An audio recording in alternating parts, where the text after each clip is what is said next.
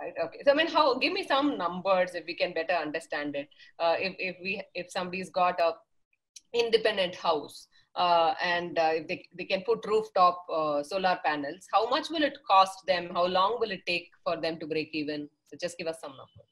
Okay, a typical independent house with say a 4-bedroom or a 5-bedroom would require between 5 to 10 kilowatt. Let's take 5 kilowatt and you're talking about an investment of 3.5 lakh rupees. Okay. And with electricity prices, say Maharashtra at almost 9-10 rupees per unit, your payback is going to be 6.5 years. Okay. This is not considering any kind of tax benefit, etc. Okay. So solar has almost 60% tax benefit. You could depreciate solar, 60% of the amount that you invest in solar, you can depreciate it on day one. Okay. So that's for a new plant. If it's an old plant and it's a second-hand purchase that you're doing, you're going to write off 40% on day one or year one.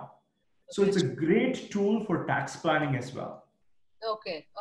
So I mean, in the first 2 years, you completely write it off, and then it starts earning money for you for the next 25 years. Exactly. And if you take that into consideration again, your payback period will be as low as 3 years.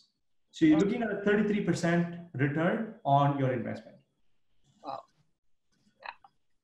That's giving me that sparkle in the eyes. Can I just, I mean, I know I live in the 24th floor and I can't really do much in my house. Can I invest to put up that solar panel in your house and then you can give me some money? Is that investment, if I have the money to do it? If investment is the hurdle, is that even a possibility?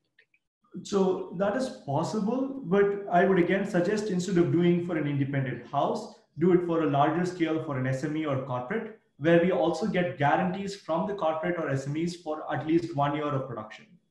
So our investment is also safer, and you're looking at investor on a larger scale project will be looking at a return of around 15-16% without tax benefits.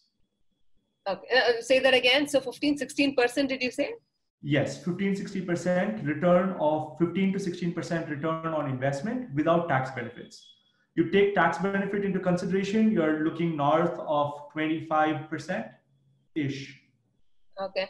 Returns from this investment, is it? So for example, I make an investment of, let's say, 1 crore of rupees to put up a plant, right? So how much I'm just trying to say, if I can't do anything about this electricity bill, I can't put up solar panels here. Let me at least earn money from somewhere to pay these kind of bills, right? I mean, is that even a possibility? So I'm just... Makes total sense. What we would do, say we talk to HNIs and we talk to investors as well. And what we do is we form a separate entity. We form a separate company, and all your investment is asset backed. We're not talking about investing into a software company or talking about investing into a company which is currently pre-revenue. When you invest something, you're investing into an asset which produces a commodity like electricity, which is always in demand. So let's take your example of investing 1 crore rupees.